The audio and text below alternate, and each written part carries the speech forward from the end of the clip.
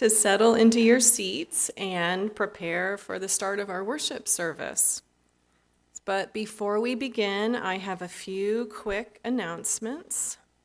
If you have a joy or a sorrow you'd like to share today, there are some forms in the seat back pockets in front of you and also at the welcome table. There's still time for you to bring that forward and place in our basket here. So if you have something to share, please do. Today, after church in the fellowship house, our social justice team is having a UU the Vote postcard party with lunch provided. So if you'd like to come write some postcards and help get the word out for voter engagement this election cycle, please do join them.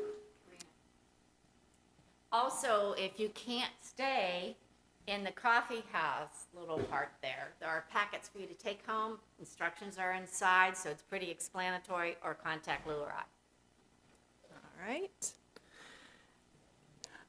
Out of our conversations last month came the idea that to help heighten our profile in the Georgetown community, we could assemble a t-shirt brigade where folks intentionally wear their yellow Side with Love shirts together to events. So if you'd like to be a part of that group, please let me know. We have an event coming up in October where we would want to be present for the, at the Georgetown Community Center. The Hispanic Business Owners Chamber Circle will be holding its first Fiesta Georgetown. So that's on Saturday, October 1st. Next Sunday is our very unique UU ritual of a water communion or ceremony. If you can come next Sunday with a small amount of water that represents how water is important to you in your life, please do so.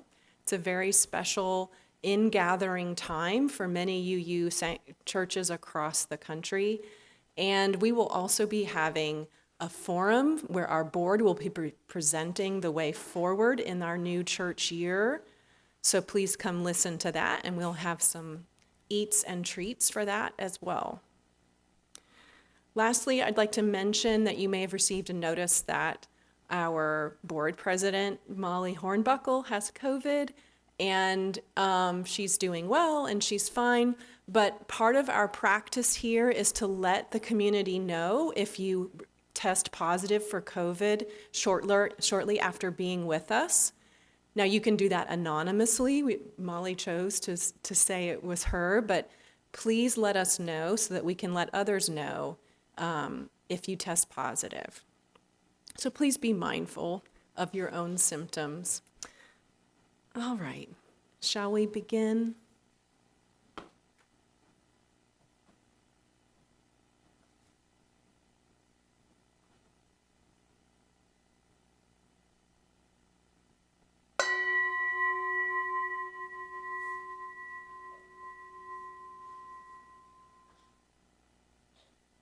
That was a little loud.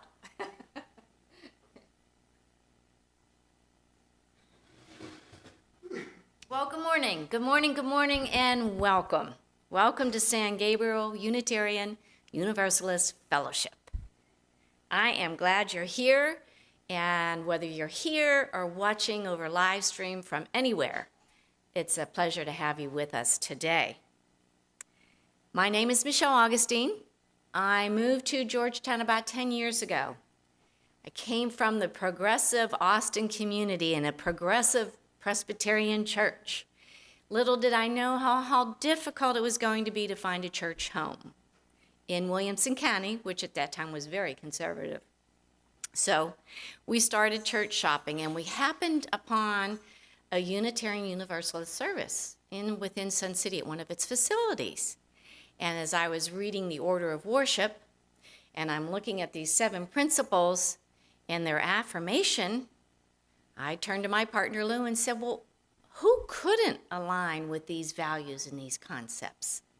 And so it was then that we began to visit with UU on a regular basis and become very active and involved with this congregation. Some of the things that I've been involved in, you may know. Sang with the family choir, sat there and told the children's stories, helped with some of our Sunday services, and recently have shared one of my newest skills, which is power washing. So we power wash the sidewalks, and I am delighted to see the condition of our parking lot. To me, it says, yes, we want to take care of our facility because it demonstrates that we are here, we're here to stay, we take pride in what we do and what we believe in. So I'm very grateful that we've got our facilities looking fine. San Gabriel is a member of the Unitarian Universalist Association.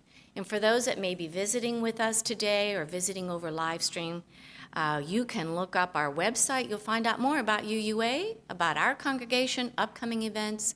Sign up for our messenger, which is our newsletter, to learn more. Please know that whoever you are, wherever you are from, whomever you love, wherever you are on life's journey, whatever gender identity you are, or immigration status, you are welcome here. So let us greet this new day in song. We're going to sing hymn number 1018, that's 1018. You'll find that in the teal hymnal. Rise in body and spirit if you can, and we're going to sing Come and Go With Me.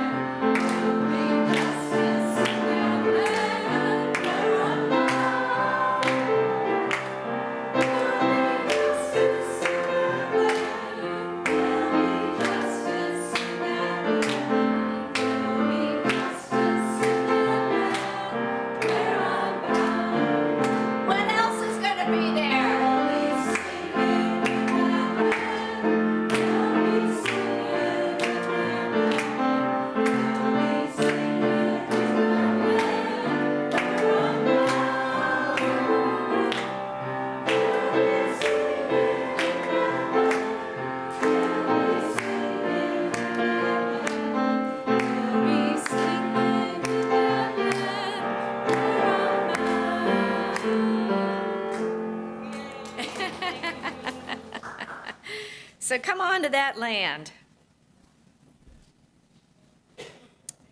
We light our chalice because it's a symbol of our faith. And with the words of our Reverend Jamie,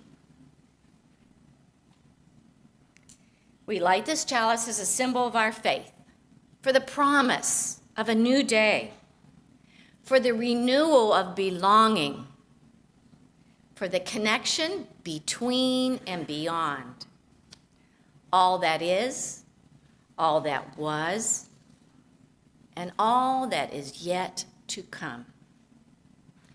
May our many sparks meet and merge in communion of heart and soul to greet this day.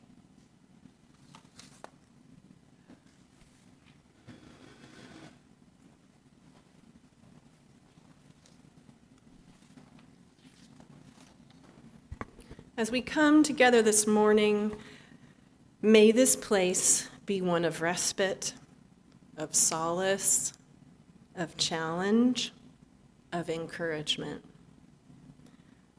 I implore you, with the words of Reverend Teresa Soto, to bring your broken hallelujah here. Bring the large one that is beyond repair. Bring the small one that's too soft to share. Bring your broken hallelujah here.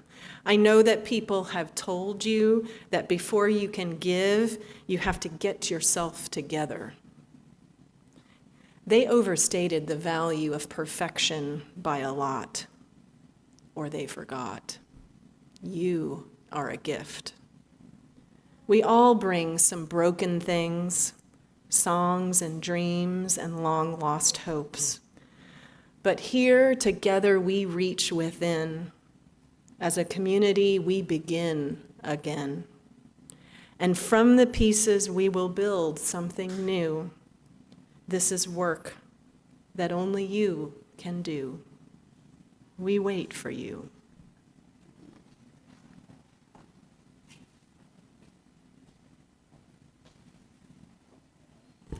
Our affirmation. This is my daily guiding light. These are the words that guide me every day. They're actually in a little chime bowl on our dining room table. So it is an expression of our covenant with one another, and I ask that you join me in this affirmation. The doctrine of this church is love. We are here to love. The quest of truth is its sacrament. We are here to learn. Service is its prayer. We are here to care for others. To dwell together in peace. We are here to live in peace. To seek knowledge and freedom. We are here to honor our differences. To serve the humanity in fellowship. We are all connected in spirit. To the end that all souls shall grow in harmony with the divine. We are here to grow. Thus do we covenant with each other. This we promise to do together. Oh, guess what time it is?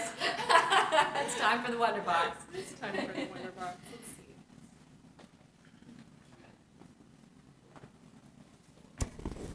If there are children at the back who would like to come forward and make their guesses about what might be in the Wonderbox today, let's help each other learn and grow. It's a little clunky sounding. Everyone else is welcome to make a guess. This is how we experiment and engage. Any thoughts, ideas, what might be in the Wonderbox today? A book? Okay, could be a book. Index cards. Index cards. We're in an office supplies vibe right now. Anything else you might want to guess is in here? Voter registration cards. A puzzle? Snacks? I wonder always what our guesses say about ourselves. Are we ready to see what's inside? Want to see what's in there?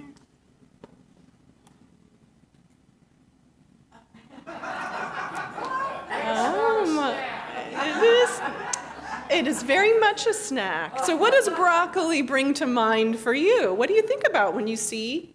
That's what this is, right? It's broccoli. What do you think of? Healthy? A little tree. A little tree?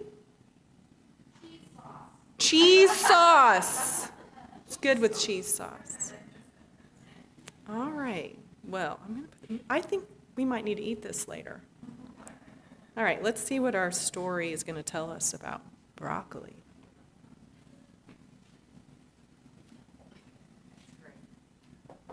Mysterious Patterns. Finding Fractals in Nature by Sarah C. Campbell, published by Boyd's Mills Press.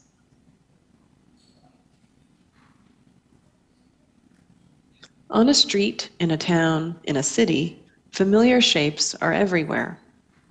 Some are spheres, some are cones, some are cylinders. These shapes were made by people. For a very long time, people had names only for perfect shapes, shapes with straight lines, smooth curves, or flat surfaces. In a backyard, in a field, in a forest, things that grow in nature also have shapes. Some, like these tomatoes, are similar to, but not exactly like those shapes. Tomatoes are like spheres. Cucumbers are like cylinders. Icicles are like cones.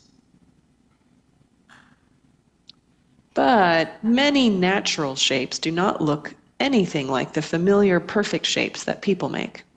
Instead of being straight, smooth, and flat, many natural shapes are rough, bristly, and bumpy. Most mathematicians and scientists thought natural shapes were too messy for people to categorize or to use to think about the world. What shape is this?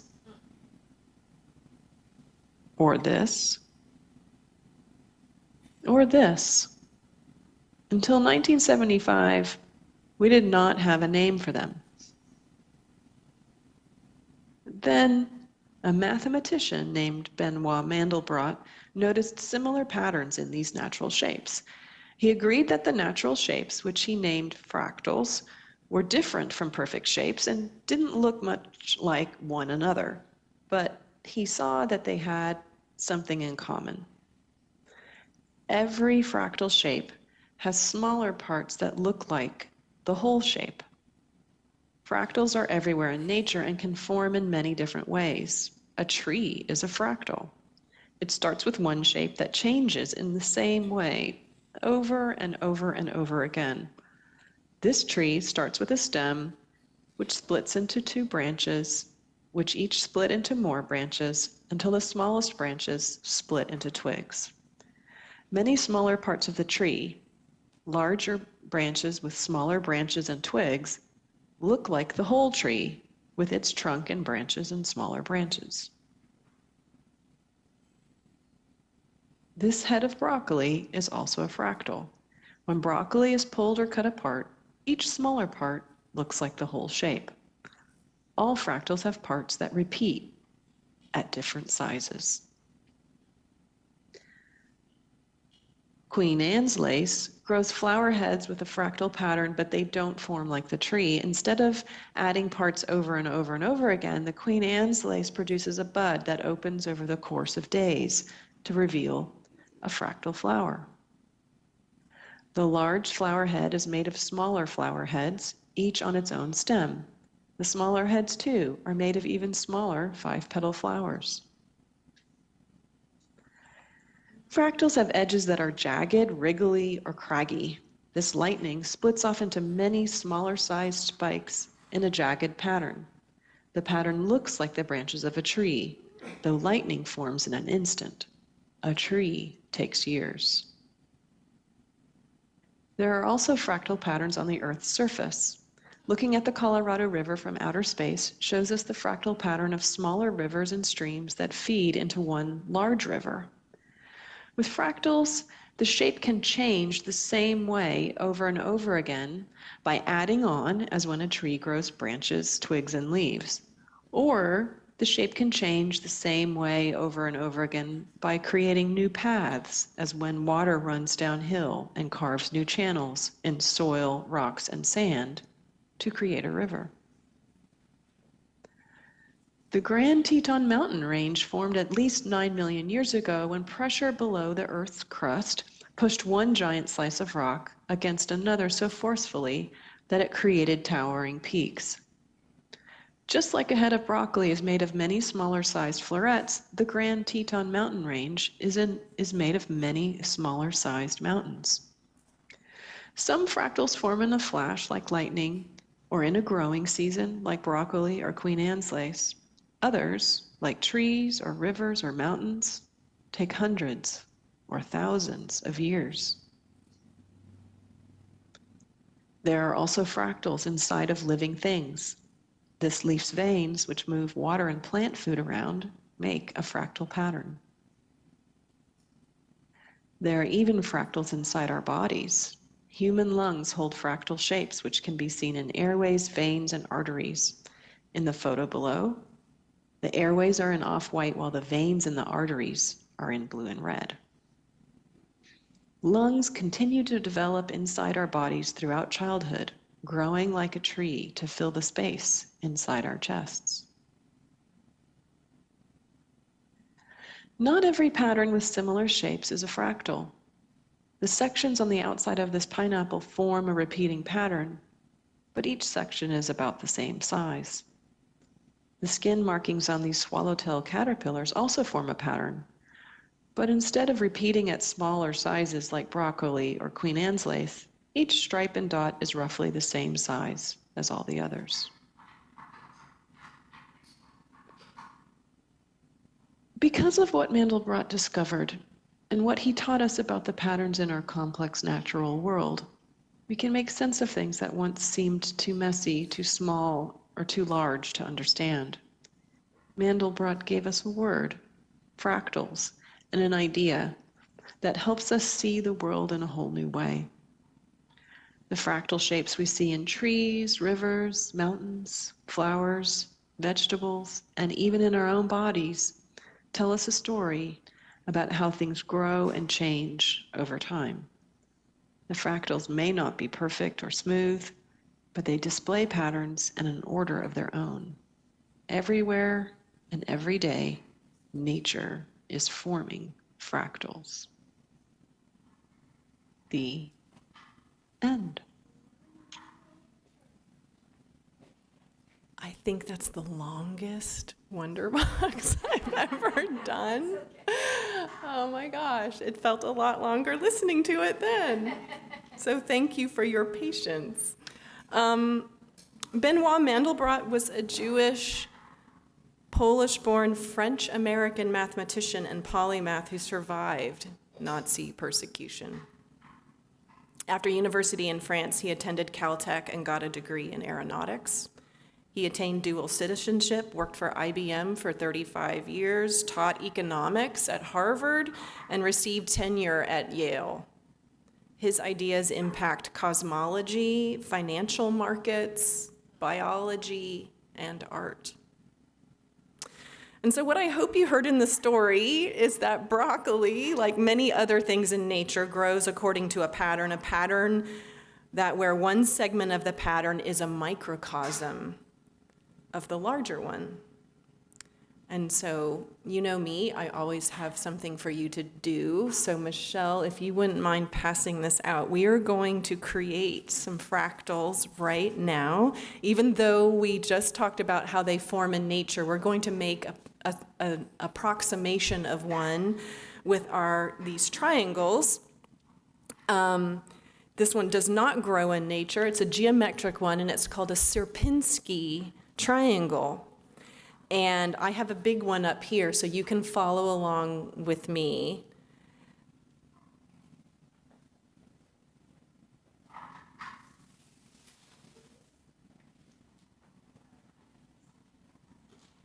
And perfection is not what we're going for here. But basically, this is an equilateral triangle, and you put it with one point up. Folks at home, I hope you can find a piece of paper and a pencil to draw a triangle. So here's the triangle, and you put a dot in the middle of each side,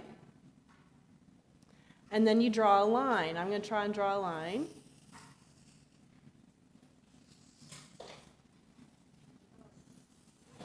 So it divides like that. Some gamers may recognize this design. Yay, Zelda and the Triforce. All right, and then we're going to put dots in the middle. You can do just one, or you could do all of them. Then you would put a dot in the middle of each one of these and draw lines across. Now, not the one in the center, because it doesn't have the point up, but all the ones on the sides.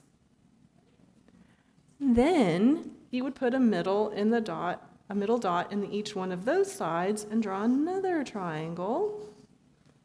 And you could keep going forever and ever and ever, having little dots. And that is what fractals look like. So if we had a small enough pen, we could keep going. Yes, it only works. So you'll always have that one in the middle, and that's something that's interesting about fractals, is that they are on the edges. And Mandelbrot once asked, how long is the coastline of Britain? And you can't really figure it out ever. You can't ever get that small. So yeah, that's how a Sierpinski triangle and a fractal work. And I appreciate you experimenting with me. I have some special coloring sheets at the back that have more fractals. So children are welcome to join Mr. Spoon and Hush in the back. And if you would like to color at your seats, you are welcome to do so. Many of us enjoy working with our hands while we are listening. I don't know about you, but I often experience moments of overwhelming doubt about the future, about humanity. There are times when I do not feel like things are getting better or even staying the same, that in general things are getting worse. And as someone who feels some amount of responsibility given my chosen profession, it is a difficult feeling to wrestle with. When you have a commitment to try to make the world a better place, essentially when you are a you, it can be frustrating to look around and see the mountains of injustice that exist. A colleague of mine in the UUA, Cameron Young, recently expressed similarly how conflicted they felt after taking a vacation to Mexico. They certainly enjoyed the relaxation and the fun, the beaches and the weather, but everything about it felt a bit too Americanized. And they reflected, it's a stark reminder of U.S. hegemony, both economically and relationally. From the time I got off the plane and saw 80% of Americans in customs refuse to follow masking guidelines, however you feel about them, you're a guest in someone else's country, to seeing how they treat staff, then hearing stories from locals who work in the tourist industry, the level of American entitlement is pretty appalling. Colonialism is still alive and well. Have you ever had an experience like this? And it doesn't take a trip to Mexico, although a change in scenery can often bring things into focus that we overlook in our own familiar landscapes. White supremacy culture is all around us. What is the skin color of most people in service industry jobs? Who was more likely to get sick and die from COVID? Who is having their rights stripped away by the Supreme Court? Who doesn't have access to clean drinking water? Who is in prison? When a world mourns a queen who, while dutiful and giving to her people, also embodied a violent colonial legacy. The list goes on. And I apologize to those in the room and beyond for whom these facts are not just mere observations, but your actual lived experience. Thank you for your forbearance and patience in watching a white woman work these things out. But then Cameron pivoted. They shared a reminder to themselves and to others in the form of some statements, some mantras.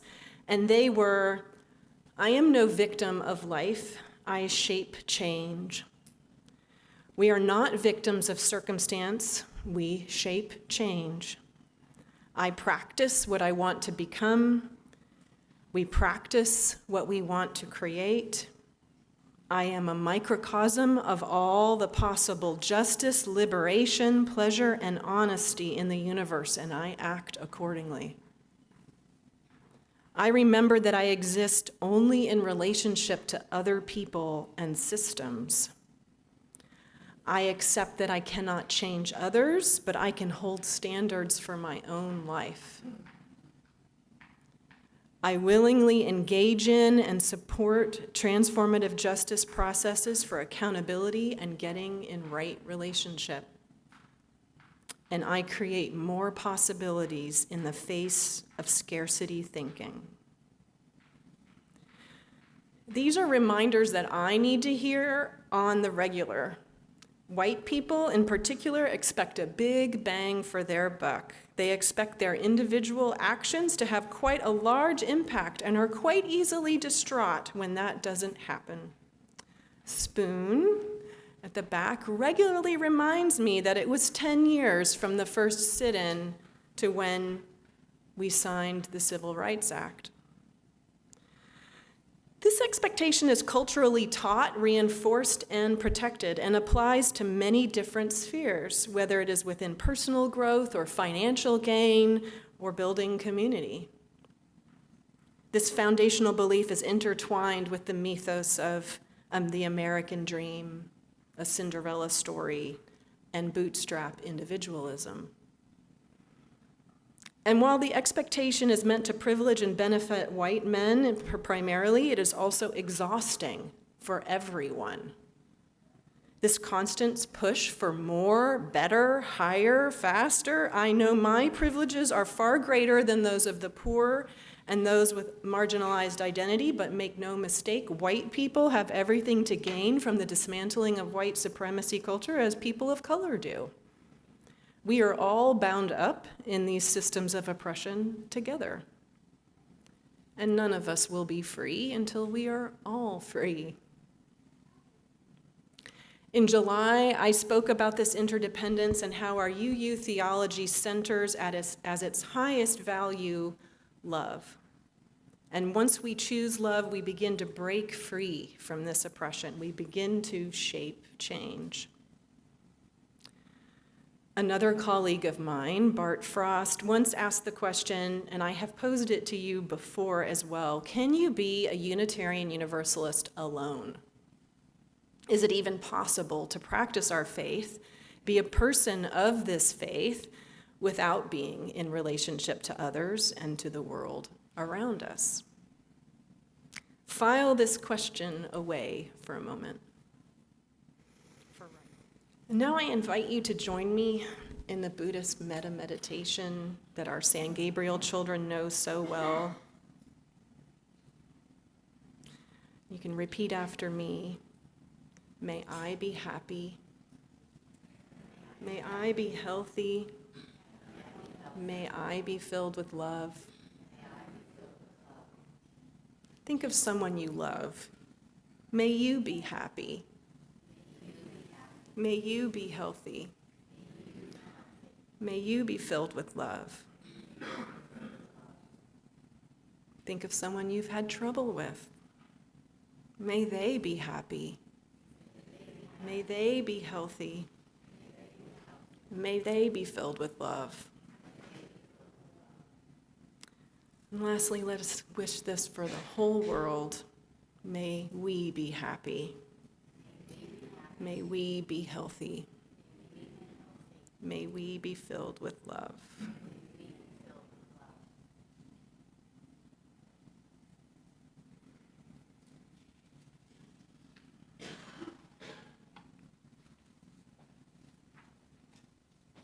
Well, we get a chance to sing again. This time it'll be from the Teal hymnal, hymn number 168, One More Step. I'm sorry, it's the gray hymnal, I apologize. 168, One More Step, lyrics will be projected as well.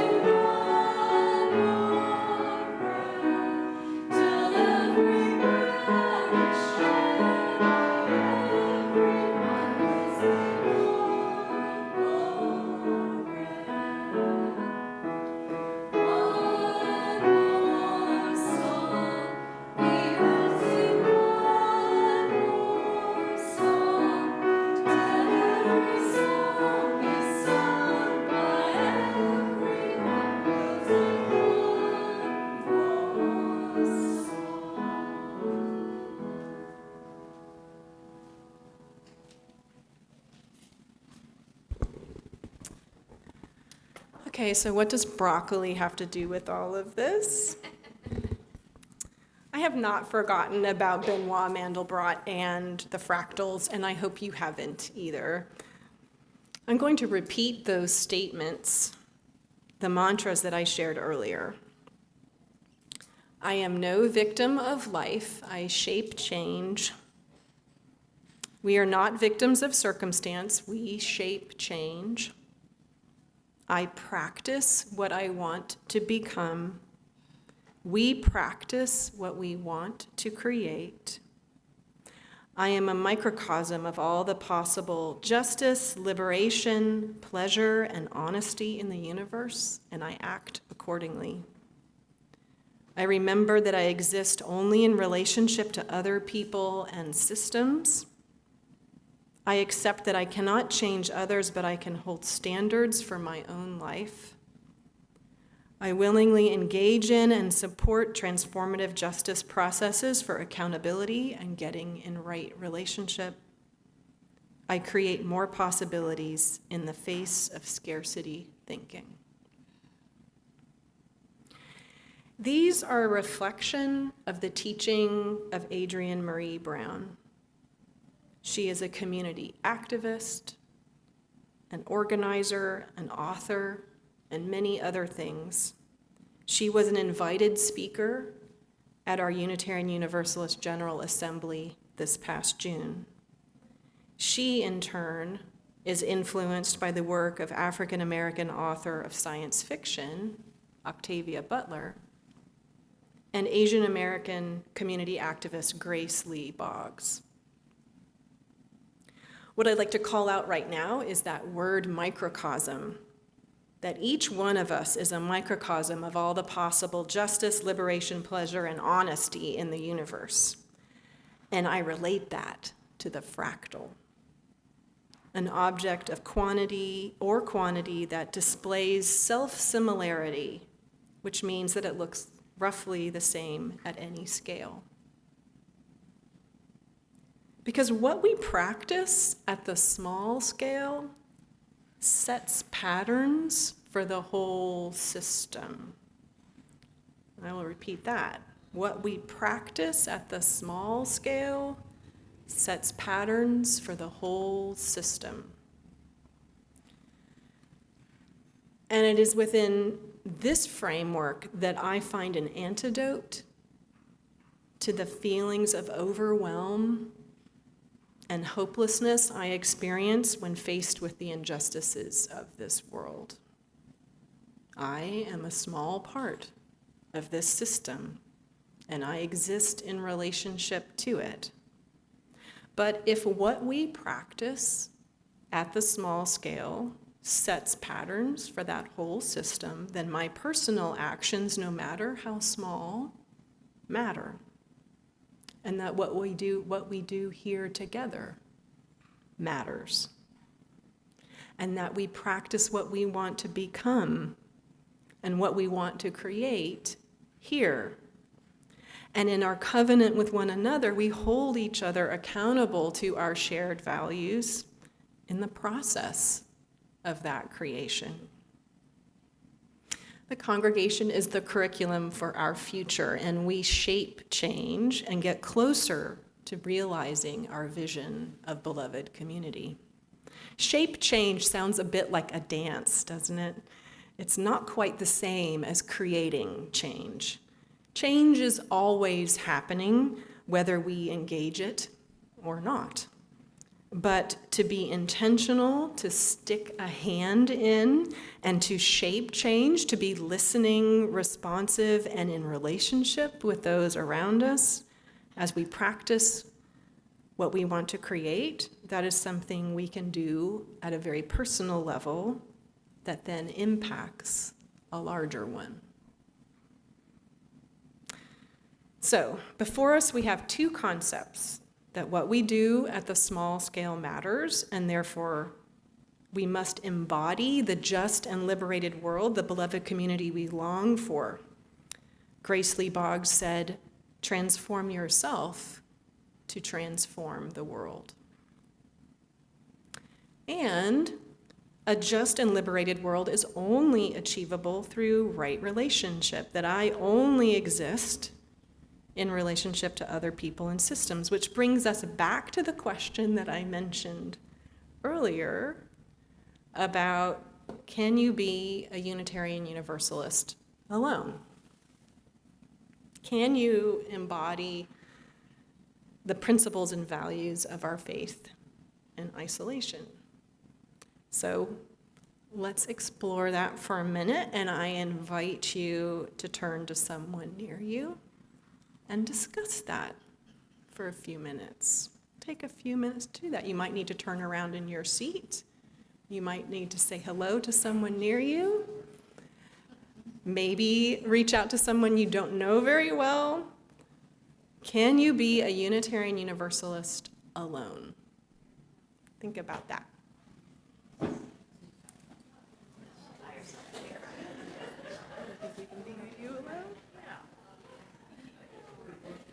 don't think you can. When you first posed that question, I thought about that.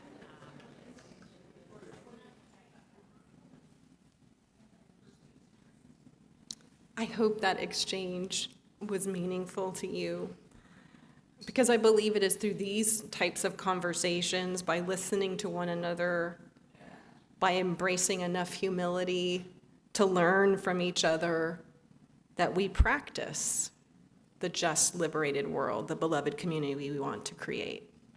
It's a microcosm in a microcosm. This is how we shape change. We are but tiny triangles, fractals, but small-scale interactions can impact the larger systems that we are a part of. Just as a parting aside, we may also choose to infuse our fractal nature with a sense of the divine, that we are each sacred and holy in our reflection of something larger than ourselves. We are all made of stardust, of the fundamental elements of this universe, and of that which is also ultimately beyond our knowing.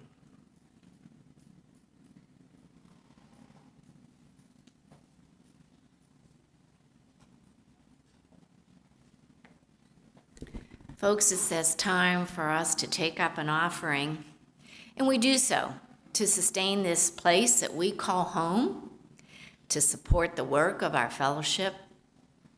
We're grateful to have Jean Olson come play with us today. Thank you for your gift of music. This morning you're going to hear her play Lord, Listen to Your Children by Ken Medema. The offering will now be gratefully received, and we thank you.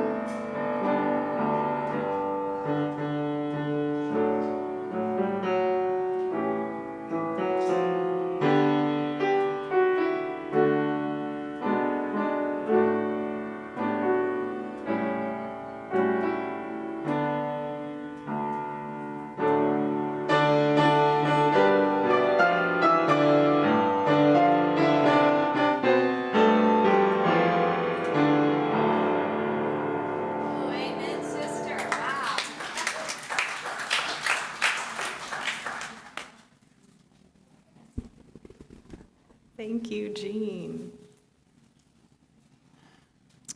So again, I'd like to thank Cameron Young of our Southern Region staff for permission to share their story. Thank you to those on the chancel with me. Michelle was a late addition, subbing for Pat, who had planned to be with us this morning. Our tech team in the back, making this available to everyone who can watch from home. Our hospitality folks who are getting ready for coffee. Our childcare people, yay, hush, and spoon. Please remember the service for Jan Nessheim next Saturday, 2 p.m., I believe is the time. It'll be here in the sanctuary, and we have a sign-up sheet for refreshments for that. If you want to be part of a t-shirt brigade, let me know. Postcard party today with lunch after the service. Next Sunday is water communion. Please bring water that's meaningful to you as we share and bring those together in a common bowl. We'll have a congregational forum from our board talking about where we're headed this church year. If you test positive for COVID after being among us, we'd like to know so we can share that with others. Please let us know. And I have brought some of the books that I referred to today in my sermon, and if you would like to take a look at those, I have them with me. We close our sacred time together when we extinguish our chalice. I again share with you the words from our own Reverend Jamie. We extinguish this flame, but not the chalice inside of our hearts, which serves as a beacon of hope. Emboldened by its blaze, we are reminded that our strength as prophetic and powerful people is found when we come together at San Gabriel, which is here in Georgetown to stay, no matter what may come our way. Amen and blessed be.